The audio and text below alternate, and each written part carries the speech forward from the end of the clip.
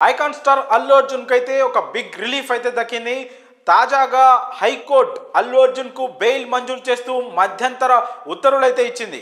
మధ్యంతర బెయిల్ మంజూరు చేసింది హైకోర్టు. ఇప్పటికే ఈ కేసులో పోలీసులు అల్లు అర్జున్ ను ఇంతకు ముందే నాంపల్లి కోర్టులో హాజరుపరచగా నాంపల్లి కోర్టు అల్లు అర్జున్ కి 14 రోజుల రిమాండ్ విధించింది. దీంతో పోలీసులు అల్లు అర్జున్ వెంటనే చంచల్గూడ జైలుకి అయితే తరలించారు. సో ఇప్పుడు తాజాగా అందుతున్న సమాచారం ప్రకారం ఒకవైపు నాంపల్లిలో విచారణ జరిగి కోర్టు 14 రోజుల రిమాండ్ విధించినప్పటికీ మరోవైపు అల్లు అర్జున్ అంతకుముందే హైకోర్టులో క్వాష్ పిటిషన్ దాఖలు చేయడంతో దానిపైన కూడా చాలా పోటాపోటీగా హోరాహోరీగా అయితే విచారణ జరిగింది.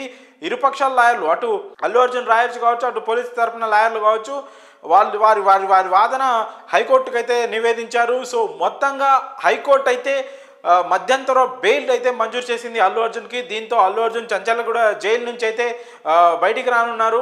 ఇదొక రకంగా అల్లు అర్జున్కి అలాగే అల్లు అర్జున్ అభిమానులకి గుడ్ న్యూస్గా చెప్పుకోవచ్చు. సో ఈ మొత్తం కథనం దాదాపు ఉదయం నుంచి అల్లు అర్జున్ అరెస్ట్ అయినప్పటి నుంచి ఇప్పటి వరకు కూడా తీవ్ర ఉత్కంఠభరితంగా ఈ మొత్తం ఎపిసోడ్ అయితే జరిగింది. మరి అల్లు అర్జున్ రిలీజ్ అయిన తర్వాత మరి ఈ కేసు భవిష్యత్తులో ఎలా ముందుకు వెళ్తుంది అనేది మాత్రం కూడా ఆసక్తికరంగా మారింది. సో ఓవరాల్గా చూసుకుంటే ఇది ఎక్కడ స్టార్ట్ అయింది అంటే ఈ డిసెంబర్ 4వ తారీఖున పుష్ప 2 సినిమా ఏదైతే ఉందో అది ప్రీమియర్స్ అయితే వేయడం జరిగింది. సో హైదరాబాద్లోని ఆర్టీసీ క్రాస్లో గల సంధ్యా థియేటర్లో జరిగే ప్రీమియర్ షోకు అల్లు అర్జున్ కూడా హాజరయ్యారు. సో అంతకు ముందే ప్రీమియర్ కోసం అక్కడికి పెద్ద సంఖ్యలో అభిమానులంతా హాజరై ఉన్నారు.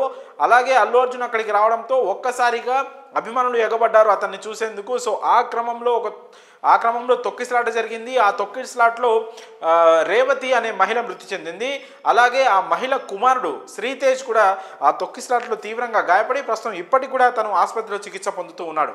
సో మహిళ మృతి చెందడం తొక్కిసలాటలో దానిపైన కేసు నమోదైంది.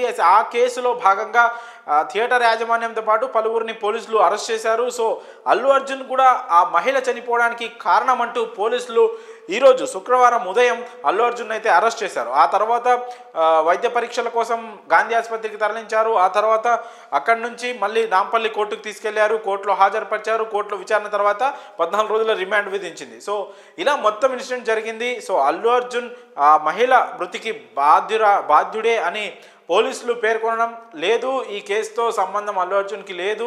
గతంలో 2017లో షారుఖ్ ఖాన్ గుజరాత్లో పర్యటించినప్పుడు కూడా ఇలాగే తొక్కిసలాట జరిగింది. అప్పుడు కూడా ఒక అభిమాని మృతి చెందారు. సో ఆ కేసులో షారుఖ్ ఖాన్కు క్లీన్ చీట్ వచ్చింది. సో ఇక్కడ కూడా సేమ్ అలాంటి పరిస్థితే ఉంది. ముందుగానే థియేటర్ యాజమాన్యం పోలీసులను అయితే అనుమతి కోరింది, ఒక లెటర్ అయితే ఇచ్చింది. అయినా కూడా పోలీసులు నిర్లక్ష్యంగా వ్యవహరించారన్నట్టు అల్లు అర్జున్ తరపున లాయర్లు వాదనలు వినిపించడంతో హైకోర్టు వారి వాదనలతో సమ్మతిస్తూ అల్లు అర్జున్కి అయితే ప్రస్తుతానికి మధ్యంతర బెయిల్ అయితే మంజూరు చేసింది. మరి చూడాలి తర్వాత భవిష్యత్తులో ఈ కేసు మరి ఎలా ముందుకు వెళ్తుంది అనేది మాత్రం ఆసక్తికరంగా మారింది.